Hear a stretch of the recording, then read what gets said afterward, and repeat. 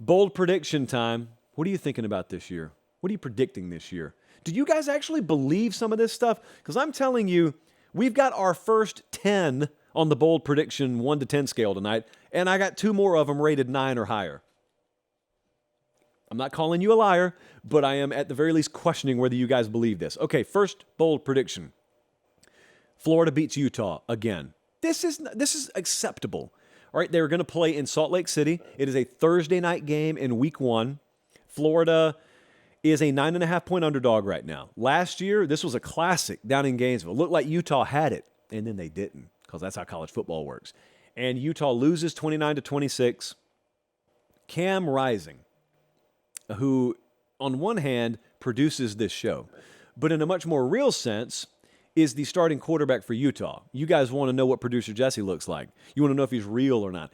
You don't need to have a picture of him. Just look at Cam Rising's picture. Indistinguishable. Identical twins, Cam Rising and producer Jesse.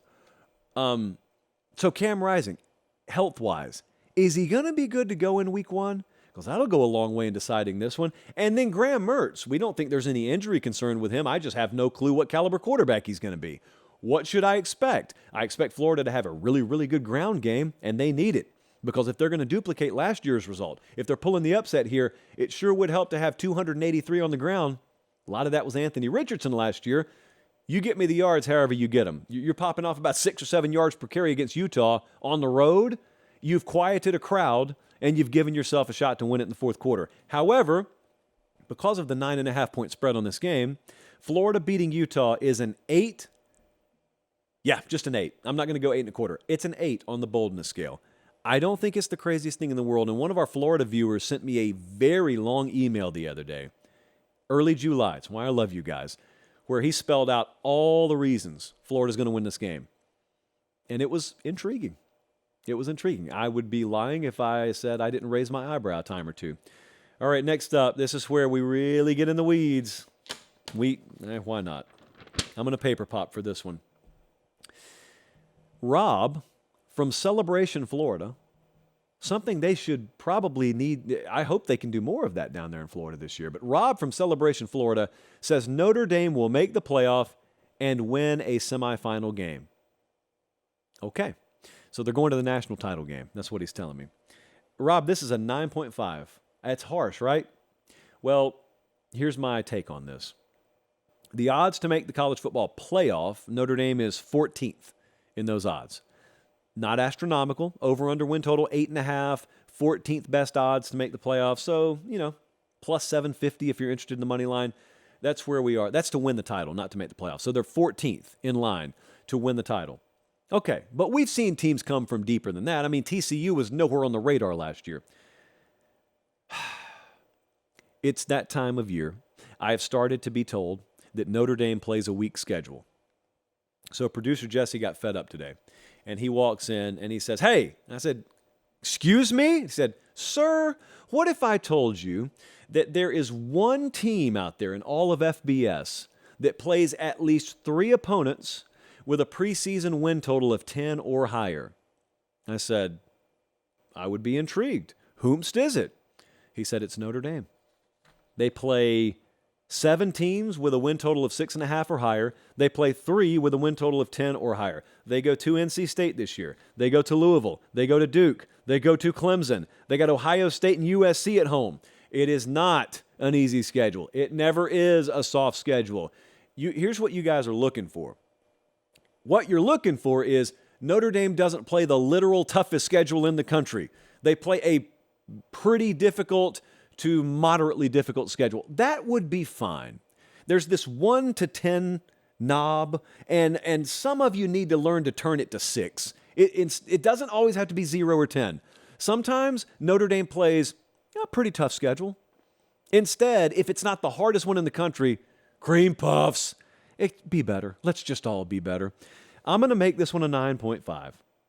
Making it versus winning it, 2 different things. Now, Rob just predicted they're going to make the title game, but I still make that a 9.5. Notre Dame in the national championship game.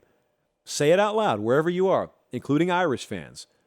How bold do you think that is? I think it's a 9.5. Next up, This one is from Andre in Grove City, Ohio. He said the Big 12 championship game will not be a rematch from the regular season.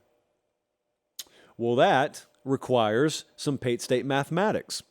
So this used to be nearly impossible. They just expanded the conference like 5 minutes ago. So it used to be you played 9 conference games in a league with 10 or whatever it was. So you only missed one team every year, I think it was for a little while. Well, now they play 9 conference games, and they've got 14 teams out there, so there are 13 of them you could possibly play. So you miss 4 of them every year. So we do have some windows here. Now, who's the most likely to make the conference championship game? We can only go off odds. And Oklahoma, it should be noted, they don't play Kansas State in the regular season, so that's one. OU, Kansas State would work here. They don't play Texas Tech. They don't play Baylor. Oklahoma State, they miss Texas, Texas Tech, TCU, and Baylor. And Texas, well, Texas plays like all the top teams. So you're probably, if you want this to happen, if you want for there to be a unique matchup that's not a rematch in the conference title game, chances are someone's going to have to come out of the state of Oklahoma. I am going to make this a 9 on the boldness scale, only because Oklahoma and Kansas State are number 2 and number 3 in the preseason odds. Oklahoma and Texas Tech are number 2 and number 4 in the preseason odds. Oklahoma and Baylor are 2 and 6 in the preseason odds. These are feasible. It's just really hard to pick a specific matchup. It's hard to nail that, especially when we have so many potential rematches happening. Lastly, this is what we call a classic direct column producer Jesse special in the business. Russell said Tennessee versus Penn State for the national championship. It's that time, friends. We have not had one all year, but Russell, you found a way. This is a 10 on the boldness scale. Penn State versus Tennessee in the national championship game is a 10 on the boldness scale. Neither one of them have ever made the playoff. Neither one of them are inside the top 9 in the preseason odds.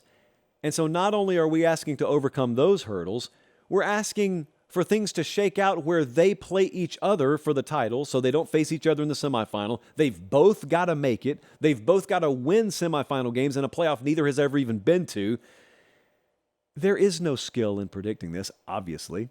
Also, if you pick some of the big boys, if you pick Georgia versus Ohio State for the national title game, I'd still make it like a 7.75 on the boldness scale just because it's that statistically unlikely you're going to pick the exact matchup.